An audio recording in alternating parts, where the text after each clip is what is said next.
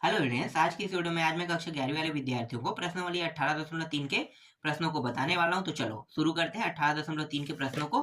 तो पहला प्रश्न है, सरल रेखा का समीकरण ज्ञात कीजिए। इसके अंदर कुछ प्रश्न दिए हुए, इनमें से पहला है ढाल बराबर 3 और y अंतःखंड बराबर 5 दिया हुआ है। ठीक है, इसे कैसे हल करोगे? तो देखो यहाँ पे ये जो पहला प्रश्न में ढाल बराबर 3 दिखाई दे रहा है आपको, है ना।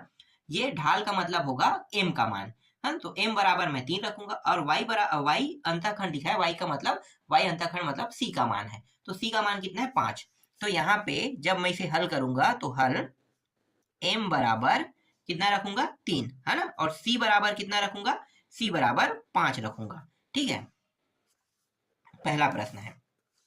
अब यहाँ पे मैं रेखा का समीकरण का सूत्र लगा देता हूं, क्योंकि रेखा का समीकरण ज्ञात करना है। तो रेखा का समीकरण है, सूत्र क्या है? y बराबर एम एक्स प्लस सी, ये सूत्र है। इस सूत्र में m और c के मान को रख देना है, तो रख देते हैं भाई। तो y बराबर m का मान कितना है? 3x और c का मान कितना है? 5। अब ये जो मान है ना, ये जो राइट हैंड साइड में दिया है, इस पूरे मान को उठा के इस साइड लेके आना है। तो क्या होगा? इसके जो चिन्ह है ये बदल जाएंगे। तो y इस साइड आके क्या हो जाएगा? प्लस से माइनस 3x हो जाएगा। ये भी प्लस में है तो ये भी माइनस 5 बराबर 0। ठीक है, इस साइड क्या बचेगा? कुछ नहीं, मतलब 0 बचेगा। ठीक, अब जमा के लिखेंगे, और जमा के लिखेंगे तो ये जो x वाला मान है ये हमेशा प्लस में होना चाहिए। तो प्लस में करने के लिए क्या करेंगे? इस पूरे पद में माइनस का गुणा कर देंगे। तो गुणा करेंगे तो चिन्ह क्या होगा? बदल जाएगा। तो जमा के लिखेंगे तो पहले इसको लिखेंगे 3x माइनस से प्लस हो गया, ये प्लस है तो माइनस हो जाएगा, और ये प्लस है तो ये माइनस है तो प्लस हो जाएगा। ठीक है, तो इस तरीके से पहले प्रश्न का उत्तर आ गया। इसी तरीके से दूसरा प्रश्न भी बना के देख लेते हैं। m बराबर, जो ढाल का मान इसमें दिया है, कितना दिया है? -1, और c का मान इसमें 4 दिया हुआ है। यहाँ भी वही सूत्र लगाएंगे, रेखा का समीकरण, क्योंकि रेखा का समीकरण ही हमें ज्ञात करना है प्रश्न में। फिर y बराबर एम एक्स प्लस सी। तो y बराबर m का मान कितना है? -1, है ना। और -1 का गुणा x के साथ क्या होगा? होगा तो क्या होगा? -x ही आएगा, है ना। तो -x बस लिख देता हूँ। फिर यहाँ पे +4, c का मान 4। अब इस पूरे पद को इस साइड उठा के लेके आ जाते हैं ना, तो क्या होगा? y माइनस ये प्लस x हो गया, और ये प्लस है तो -4, और इस साइड कितना बचेगा? 0। अब जमा के लिखो तो देखो ये पहले से प्लस में है, तो क्या मुझे माइनस का गुणा करना पड़ेगा? नहीं ना। तो डायरेक्ट जमा बस के लिख दो, x को आगे फिर y को पीछे फिर -4 को पीछे, इस तरीके से। और यही क्या है? इस प्रश्न का उत्तर है दूसरे का। समझ में आया? 2 प्रश्न ऐसे ही हल हो गया। तीसरा और चौथा बना के देखना। ठीक है, तीसरा प्रश्न मैं यहाँ पे लिख देता हूँ, m बराबर -2/5 है। ठीक है, और c बराबर -3 है। इसी तरीके से चौथा भी बना के आपको देखना है, क्योंकि सेम टू सेम बनेगा ना। तो जो सेम टू सेम बनेगा उन प्रश्नों में हम लोग टाइम वेस्ट नहीं करेंगे। ठीक है, और इसके बाद c बराबर 5। ठीक है, c बराबर कितना हो गया? 5। तो इसको बना के देखना, ये आसानी से बन जाएगा। ठीक, चलो अगला प्रश्न देखते हैं। तो यहाँ पे मैं दूसरा प्रश्न लिख लेता हूँ। दूसरा प्रश्न है, उस रेखा का समीकरण, उस रेखा, यहाँ पे का होना चाहिए। ठीक है, उस रेखा का समीकरण ज्ञात कीजिए कह रहा है। यहाँ भी वही करना है, हमें ज्ञात करना है। तो ज्ञात कीजिए, ज्ञात कीजिए जो x अक्ष, ठीक है, जो x अक्ष की दिशा दिशा दिशा से 150 अंश का कोण बनाती है, बनाती है, और y अक्ष पर 2 इकाई का अंतः खंड काटती है।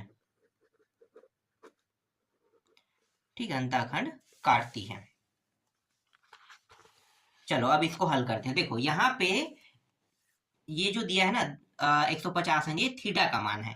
तो यहाँ पे मैं लिख लेता हूँ हल, थीटा बराबर कितना? 150 अंश। और ये जो 2 इकाई अंतःखंड कह रहा है, इसका मतलब ये है कि ये सी का मान है। तो सी का मान कितना रहेगा? 2 रहेगा।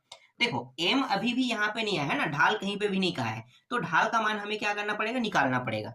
तो यहाँ पे इसे ढाल के मान में परिवर्तित करने के लिए दोनों पक्षों में हमें क्या करना पड़ेगा, 10 का गुणा करना पड़ेगा, है ना। तो 10 का गुणा कर देते हैं।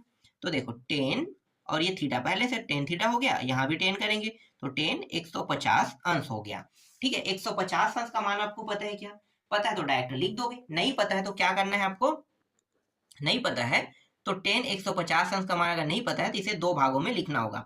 तो 10 इसे मैं लिख सकता हूँ 180 अंश माइनस 30 अंश, लिख सकता हूँ कि नहीं, लिख सकता हूँ ना, बिल्कुल। अगर मैं इसे घटाऊंगा तो वापस 150 अंश प्राप्त मुझे हो जाएगा।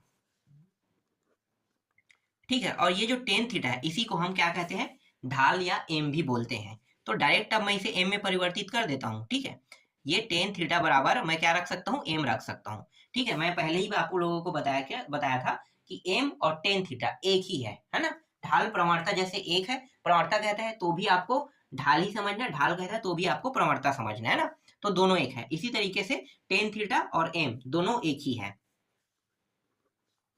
अब यहाँ पे देखो पीछे में मान कितना है, 10 30 है ना। और ये जो नियम है, नियम आपको पता होना चाहिए। देखो ये जो है ये बदलेगा अपना रूप, तो आपको ये नियम पता होना चाहिए कि यहाँ पे ये माइनस आएगा कि प्लस आएगा। देखो ये जो है जीरो अंश और इसी को हम 360 अंश दोनों बोलते हैं, तो मैं 360 लिख देता हूँ ना। जीरो से शुरू कर रहे हैं तो ये 90 हो गया, ये 180, ये 270, फिर 360। तो देखो ये जीरो से 90 में जो भी मान रहेगा वो सब प्लस में रहेगा। ठीक है, 10 कॉट सेक कोसेक है ना, सब के सब छयो के छयो प्लस में होगा। लेकिन 90 से 180 में आएगा तो दो मान बस प्लस में रहेगा, एक तो साइन और दूसरा कोसेक। और 180 से 270 में अगर कोई मान आता है तो 10 और कॉट, यहाँ पे सिर्फ प्लस में रहेगा 10 और कॉट बस प्लस में रहेगा, और इसमें सेक और कॉस बस प्लस में रहेगा। ठीक है, तो देखो ये जो 10 180 माइनस थीटा मतलब क्या है, 150 अंश, 150 अंश। तो देखो 150 अंश इन दोनों के बीच में आ रहा है। क्या यहाँ पे 10 कॉट लिखा हुआ है, नहीं लिखा है ना, 10 तो लिखा ही नहीं है। इसका मतलब क्या है, आगे में माइनस लग जाएगा इसके। ठीक है, अब पीछे देखो, पीछे में क्या है, 10 30 अंश है ना। तो इसे मैं कैसे लिखूंगा, 10 30 अंश को लिखूंगा। देखो ये कभी भी आगे वाले मान को नहीं लिखा जाता, हमेशा पीछे वाले को लिखा जाता है। ठीक है, तो पीछे का मान कितना है, 30 अंश। एम बराबर माइनस, और 10 30 अंश का मान कितना होता है, 1 अपान करनी 3 होता है। तो m का मान आ गया, c का मान हमारे पास है, m का मान है। अब आसानी से हम रेखा के समीकरण लगा के इसे हल कर सकते हैं, बिल्कुल। तो चलो लगाते हैं। रेखा का समीकरण है y बराबर mx प्लस सी, y बराबर m का मान कितना है, माइनस 1 अपान करनी 3, और ये x, और c का मान कितना है, c का मान 2 है, तो प्लस 2। ठीक, इस तरीके से। अब ये जो करनी 3 दिया है ना, तो करनी 3 है, नीचे से मुझे हटाना है। ठीक है, नीचे से हटाना है, तो नियम क्या है करनी 3 को हटाने का, तो ये जो पूरा पद है ना, पूरे पद में करनी 3 का गुणा कर दो। तो ये करनी 3 ऊपर में आ गया, करनी 3 वाई। ठीक है, ये करनी 3 वाई हो गया। फिर यहाँ पे देखो करनी 3 का ऊपर में आएगा, ऊपर नीचे दोनों के कट जाएगा, सिर्फ माइनस एक्स बचेगा। तो यहाँ पे मैं सिर्फ माइनस एक्स लिखूंगा, फिर प्लस 2, और 2 के साथ भी करनी 3 का गुणा, तो ये करनी 3। ठीक है, अब हट गया यहाँ से। अब क्या करेंगे, ये जो पूरा मान है इसको इस पार लेके आते हैं। तो इस पार लेके आएंगे तो यहाँ पहले से करनी 3 वाई है, ये माइनस से ये प्लस हो जाएगा एक्स, और ये प्लस है तो माइनस हो जाएगा 2 करनी 3 बराबर, इस साइड कितना बचेगा, 0। अब इसे जमा के लिख लेते हैं। तो जमा के लिखेंगे तो एक्स को पहले लिखना है एक्स, फिर करनी 3 वाई माइनस 2 करनी 3 बराबर 0। ठीक है, तो यही क्या है, ये जो है ये इस प्रश्न का उत्तर है। रेखा का समीकरण निकालना था, समझ में आया। तो इस तरीके से दूसरा प्रश्न भी बन गया, आसान था। चलो अगला देखो।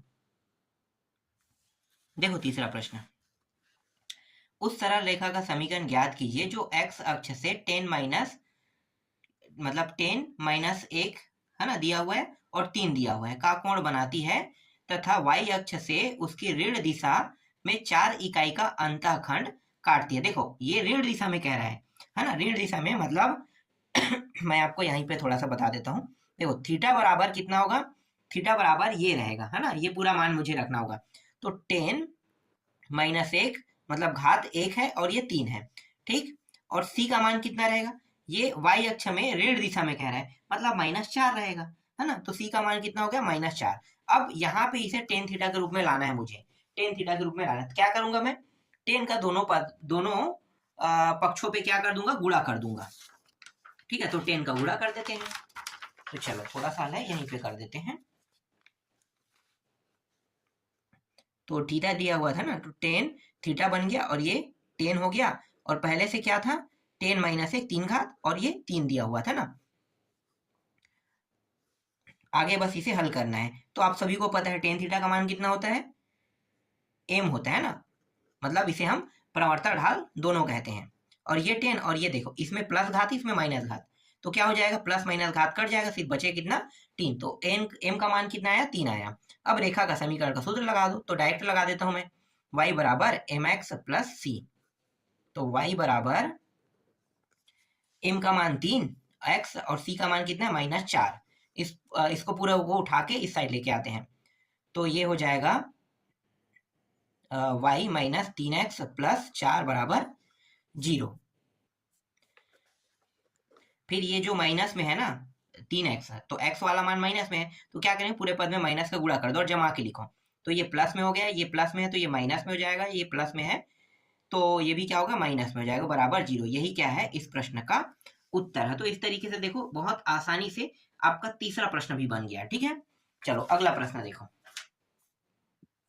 देखो अब चौथा प्रश्न को, उस सरल रेखा का समीकरण ज्ञात कीजिए जो बिंदु -1 5 से जाती है तथा y अक्ष पर -2 इकाई का अंतःखंड काटती है। देखो ये जो प्रश्न है ये थोड़ा सा कॉम्प्लिकेटिव लग रहा है, क्यों, क्योंकि यहाँ पे इस बार थीटा में मान नहीं दिया हुआ है, इस बार क्या दिया हुआ है, बिंदु में मान दिया है ना। तो ये आगे को हम x कहते हैं, इसको हम y कहते हैं, तो बिंदु का मान दिया है। लेकिन ये प्रश्न कठिन नहीं है, ये भी बहुत आसान है। करना क्या है, हमें पहले रेखा का समीकरण का सूत्र लेना है। ठीक है, तो रेखा का समीकरण का सूत्र क्या है, हल लिखो यहाँ पे, रेखा का समीकरण है, ठीक है, रेखा का समीकरण क्या है, y बराबर एम एक्स प्लस सी। ठीक है, और अंतःखंड का मान दिया है, तो c का मान यहाँ पे मैं नीचे में लिख रहा हूँ, कितना है, -2, ये -2 है। ठीक, -2, और यहाँ पे बिंदु का मान दिया है ना, तो बिंदु को भी मैं यहाँ पे लिख लेता हूँ, बिंदु कितना दिया है मान, -1 और 5 दिया हुआ है। तो आप सभी को पता है कि ये जो है आगे को x बोलते हैं, पीछे को y बोलते हैं, तो x और y का मान दिया हुआ है। हमें करना क्या है, ये जो c के मान है यहाँ पे रखना है, बिंदु जो x और y के मान है यहाँ पे रखना है समीकरण 1 में, बस इतना ही करना है। तो y का मान कितना है, -1। ठीक, -1 मैंने रख दिया। अब m का मान जैसा है वैसा रहे, क्योंकि m का कोई मान नहीं है ना। और x का मान कितना है, एक मिनट y का मान 5 है ना, सॉरी ये पीछे है, 5 है। m का मान कितना है, -1, तो m के साथ माइनस का गुणा होगा तो -m हो जाएगा। फिर c का मान कितना है, -2 दिया हुआ है। अब क्या करेंगे, ये जो -2 है इसको इस पार लेके आते हैं, तो इस पार लेके आएंगे तो -2 है ना, और 5 कितना हो जाएगा, इस साइड आके ये प्लस हो जाएगा, है ना, प्लस हो जाएगा, तो प्लस हो जाएगा तो 7 बन जाएगा, और यहाँ पे क्या है, -m है। ठीक है, तो -m, फिर आगे हल करेंगे तो माइनस को इस पार ले आते हैं, या माइनस को गुणा कर दो दोनों पदों में। ठीक है, दोनों पक्षों में मतलब गुणा कर दो, तो ये 7 माइनस में हो गया, ये m हो गया, तो m का मान कितना आया, -7 आया, है ना, -7 आ गया। अब हमारे पास देखो c का मान है, c का मान है कि नहीं, c का मान है ना, और m का मान है। फिर से क्या करेंगे, समीकरण 1 में रखेंगे, तो समीकरण 1 में फिर से रख दो। ठीक है, c के मान को इस बार रखना है, इस बार m के मान को रखना है। तो y बराबर m का मान कितना है, -7x, और c का मान कितना है, 2। फिर सभी पूरे पद को, मतलब ये जो राइट हैंड साइड में है, इस पूरे पद को क्या करना है, इस साइड लेके आना है। तो y ये दोनों माइनस में है, तो दोनों इस साइड होके क्या हो जाएगा, प्लस में। अब जमा के लिख दो, तो 7x फिर y प्लस 2 बराबर 0। यही क्या है, इस प्रश्न का उत्तर है। देखो कितना आसानी से ये बन गया ना, बहुत आसानी से बन गया। देखो पांचवा प्रश्न, उस सरल रेखा का समीकरण ज्ञात कीजिए जो y अक्ष को मूल बिंदु के ऊपर 2 इकाई की दूरी पर प्रतिच्छेद करती है ना, 2 इकाई मतलब c का मान कितना हो गया, 2 हो गया।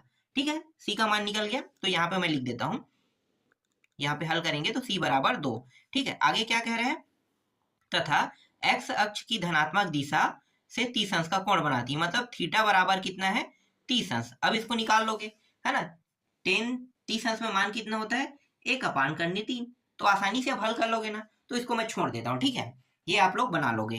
ठीक है, छठवां देखो, उस सरल रेखा का समीकरण ज्ञात कीजिए जिसका y अक्ष का अंतःखंड -4 और बिंदुओं 2, 5, 2 और -5 और 1 और 2 से होकर जाने वाली रेखा समांतर है। ठीक है, तो इसको कैसे बनाओगे? इस बार 2 बिंदु है, इससे पहले वाले में क्या था, जो चौथा प्रश्न था उसमें सिर्फ एक बिंदु था, है ना, एक बिंदु था जिसके x और y दोनों पक्ष थे, और इस बार 2 बिंदु है तो x और y के दो मान होंगे। तो इसको कैसे हल करोगे? तो देखो, पहले हम अंतःखंड को देखेंगे। अंतःखंड कितना है? अंतःखंड -4 है, तो यहाँ पे मैं लिख लेता हूं c बराबर कितना होगा -4, सीधा c बराबर -4, है ना। अब यहाँ पे देखो, ये जो 2 बिंदु है, तो इसका मतलब क्या है, m का मान हम निकाल सकते हैं कि नहीं? निकाल सकते हैं ना। कैसे? y2 सूत्र क्या है, y2 माइनस y1 और x2 माइनस x1, ये नियम तो हमें पता है। तो देखो y2 कौन होगा भाई, ये y2 है ना, और ये y1 है, तो y2 और ये माइनस है, तो माइनस और माइनस क्या होगा प्लस, तो 5 लिखो इस तरीके से। फिर x2 का मान देखो 1 और ये -2, आगे हल करेंगे तो ये हो जाएगा ऊपर 7 और नीचे में 1। ठीक है, -1 होगा, तो मैं इसे आगे में लिख लेता हूं, तो -7/1 मैं इसे लिख सकता हूँ। 7/1 का मतलब क्या हो गया, बराबर 7 ही होगा, -7, तो सिर्फ अब इसे -7 के रूप में लिख लेते हैं। ठीक है, तो देखो c का मान m का मान दोनों का आ गया, तो रेखा का समीकरण का सूत्र आपको पता है, mx + c, बस इसमें रखना है, रखेंगे तो उत्तर आ जाएगा। ठीक है, तो देखो y बराबर m का मान कितना है -7, x और c का मान कितना है -4। ठीक है, यहां तक हल हो गया। देखो बहुत आसान है, आसानी से ये हल हो जाता है ना। अब क्या करेंगे, पूरे के पूरे उठा के इधर लेके आ जाते हैं। तो देखो ये आ जाएगा, जमा के भी लिख लेते हैं, ठीक है, क्योंकि ये दोनों मान इस साइड आके प्लस हो जाएगा, तो मैं डायरेक्ट 7x + y और +4 = 0, यही क्या है, इस प्रश्न को उत्तर है। एक प्रश्न और है, 7वां प्रश्न। तो 7वां प्रश्न में जो जो मान मुझे बदलना है मैं यहीं पे बदल देता हूँ, सेम टू सेम है। देखो अंतःखंड जो यहाँ पे -4 दिया है ना, इसके जगह में अगले प्रश्न में क्या हो जाएगा, 3 हो जाएगा। ठीक है, कितना हो जाएगा, 4 के जगह में ये 3 आ जाएगा। और यहाँ पे जो बिंदु दिया है, तो ये आगे का 4, पीछे का 2। ठीक है, बदलना है बस इतना ही। और यहाँ पे 3 और 5 हो जाएगा, ये 3 और 5। देखो सेम टू सेम बनाना है, ऐसे ही सेम टू सेम। तो ये 7वां प्रश्न बन गया, है ना। तो 7वां प्रश्न को जैसे मैंने अभी 6वां को हल किया वैसे ही आपको 7वां करना है। और 7वां कौन सा है भाई, अंतःखंड आपका c। देखो यहाँ पे मैं लिख देता हूँ, c बराबर कितना हो गया 3। ठीक है, सूत्र लगाओगे तो ये y2 y1 और ये x2 x1, m का मान आ जाएगा। उसके बाद आसानी से उत्तर इसका भी निकल जाएगा। तो ये पूरा प्रश्नावली मैं अब कंप्लीट समझता हूँ, क्योंकि इसमें ज्यादा कठिनाई वाला कोई भी प्रश्न नहीं था, आसानी से ये सारे प्रश्न आपसे बन जाएंगे। इसलिए ये पूरा प्रश्नावली अब ये कंप्लीट हुआ, इसके बाद मैं आपको नेक्स्ट प्रश्नावली को बताऊंगा।